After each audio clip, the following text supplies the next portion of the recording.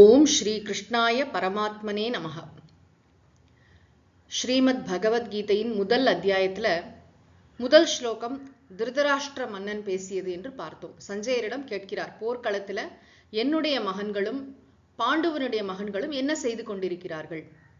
இந்த திவ்யமான ஒரு அனுகிரகம், தொலைவில் இருக்கக்கூடியதெல்லாம் அறியக்கூடிய ஆற்றல் படைத்த சஞ்சயர் அந்த போர்க்கள காட்சிகளை அப்படியே பார்த்து திருதராஷ்டிரனிடம் சொல்கிறார். இப்ப சஞ்சயர் பேச தொடங்குகிறார். சஞ்சயர் முதல்ல யாரை பார்க்கிறாருன்னு கேட்டா துரியோதனனை பார்க்கிறார். இந்த முதலாவது அத்தியாயம் முழுவதுமே கதை பகுதி தான் என்று முன்பே பார்த்தோம். கதை பகுதியின் நோக்கம் கதாநாயகர்களை அறிமுகப்படுத்துவது. ஒரு பேக்ரவுண்ட் இருந்தா தானே யாரு குரு யாரு சிஷ்யன், எப்படி இந்த உரையாடல் தொடங்குகிறது என்பதற்கான ஒரு களம் தான் இது. இப்போ முதல்ல சஞ்சயர் என்ன சொல்கிறார் என்பதை பார்க்கலாம். சஞ்சய உவாச்ச திருஷ்ட்வா து பாண்டவானீகம் வியூடம் துர்யோதனஸ்ததா ஆச்சார்யமுபசங்கம்ய ராஜா வசனமப்ரவீத் பஷ்யைதாம் பாண்டுபுத்ராணாம் ஆச்சார்ய மஹதீம் சமூம் வியூடாம் த்ருபதபுத்ரேண தவ சிஷ்யேண தீமதா. சஞ்சய உவாச்ச, சஞ்சயர் சொல்ல தொடங்குகிறார். முதல்ல யாரை பார்க்கிறார்? துரியோதனனை பார்க்கிறார். அவருடைய கேமரா அங்க கவனத்தை திருப்புகிறது. துரியோதனன் தனக்கு எதிரில் இருக்கக்கூடிய, தனக்கு எதிர்த்து போரிடக்கூடிய பாண்டவர்களின் சேனைகளை பார்க்கிறார். இப்ப துரியோதனனை பத்தி முதல்ல இந்த ஸ்லோகம் சொல்கிறது. ராஜா துரியோதனக என்ன செய்கிறார்?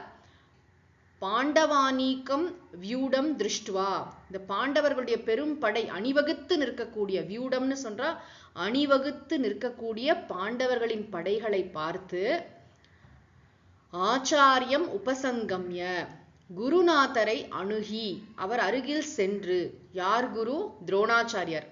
பாண்டவர்கள் கௌரவர்கள் எல்லோருக்கும் குருநாதர், வில்வித்தை கற்றுக் கொடுத்தவர் துரோணாச்சாரியர். அவர் முக்கியமான ஒரு தலைமை பொறுப்பு வகிக்கிறார் இல்லையா இந்த யுத்தத்தில். அதனால அவரை அணுகி அவரிடத்தில் வச்சனம் அப்ரவீத், இந்த வார்த்தைகளை சொன்னான். முதல்ல இவன் பார்க்கறான் அசஸ்மெண்ட், எதிர்த்தாப்புல இருக்கிறவங்களுடைய பலம் என்ன என்பதை ஒரு அரசன் கவனிக்க வேண்டும் இல்லையா. வலி அறிதல் அப்படின்னு திருவள்ளுவர் கூட சொல்வார். உன்னுடைய வலிமை என்ன, மாற்றானுடைய வலிமை என்ன, இதெல்லாம் தெரிஞ்சுதான் நம்ம போர்ல இறங்கணும். அது மாதிரி இங்க நின்று போர்க்காலத்துல நின்று துரியோதனன் முதல்ல அந்த எதிரில் நிற்கக்கூடிய, எதிர்த்தரப்பில் நிற்கக்கூடிய பாண்டவர்களின் சைன்யத்தை பார்த்து குருநாதர் கிட்ட இந்த வார்த்தைகளை சொன்னான். என்ன வார்த்தைகளை சொன்னான் அப்படின்னா, ஆச்சாரிய, ஓ குருநாதா, ஏதாம் பஷ்ய, இந்த படையை பாருங்கள், இதனை பாருங்கள். மஹதீம் சமூம், இந்த பெரும் படையை பாருங்கள். வியூடாம் என்று சொன்னால் அணிவகுத்து நிற்கக்கூடிய இந்த பெரிய படையை பாருங்க. இந்த படையை யார் தெரியுமா திரட்டி இருக்கிறார்? யாரால் திரட்டப்பட்டது தெரியுமா? தவ சிஷ்யேன தீமதா துருபத புத்திரேன வியூடாம். தவ சிஷ்யேன, உங்களுடைய சிஷ்யரான யாரு? திருஷ்டத்யும்னன், திரௌபதியினுடைய சகோதரன் இருக்கிறானே, அவன் துரோணாச்சாரியார் கிட்ட தான் வில்வித்தை, எல்லாரும் வில்வித்தை பயின்றாங்க. இதெல்லாம் நம்முடைய பாரத பண்பாட்டுல நம்ம கவனிக்க தவறுகின்ற ரொம்ப முக்கியமான அம்சங்கள். அதாவது இந்த பெருந்தன்மை. இப்ப துருபதனுக்கும் துரோணருக்கும் ஒரு பெரிய சண்டையெல்லாம் இருக்கு, திரௌபதியோட அப்பாவுக்கும். ஆனா கூட துருபதனின் மகன் துரோணர்கிட்டே வில்வித்தை படிக்கிறான். அவரும் நன்றாக ஆசீர்வாதம் செய்கிறார். இப்போ துரோணர் இவர்கள் பக்கம் நின்று போரிட்டால் கூட அர்ஜுனனும் இவருடைய சிஷ்யர் தான், பீமன் இவருடைய சிஷ்யர். எல்லோருக்கும் ஒரே மாதிரி வித்தையை கற்றுக் கொடுத்த அந்த பெரிய மகான் அவர் யாரு? துரோணாச்சாரியார். தவ சிஷ்யேன தீமதா, உங்களுடைய அறிவாளி புத்திசாலியான சிஷ்யன் இருக்கானே திருஷ்டத்யும்னன், அவனால் அணிவகுத்து நிறுத்தப்பட்டிருக்கக்கூடிய இந்த பெரும் படையை மஹதீம் சமூம் பாருங்கள். கொஞ்சம் உசுப்பேத்தி விடுற மாதிரி, பாருங்க பாருங்க, உங்க சிஷ்யன் தான் அந்த பக்கம் நிற்கிறான், அவன் தான் இவங்களெல்லாம் அணிவகுத்து நிற்க வைத்திருக்கிறான் என்பது போல துரியோதனன் ஆச்சாரியரிடம் பேசுகிறான். தொடர்ந்து அவர்கள் பக்கம் என்னென்ன அரசர்கள்லாம் இருக்கிறார்கள், நம் பக்கம் என்னெல்லாம் அரசர்கள் இருக்கிறார்கள், இது மாதிரி ஒரு பெரிய லிஸ்ட் படிக்க போறான்.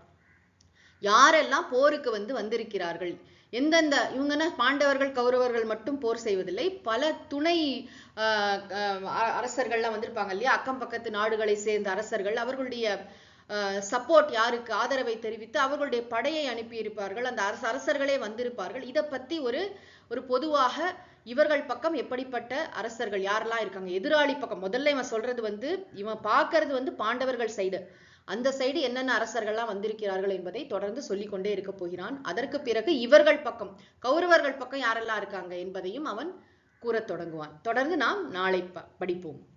ஓம் சாந்தி சாந்தி சாந்திஹி. ஹரி ஓம் தத்சத். ஸ்ரீ கிருஷ்ணார்ப்பணமஸ்து.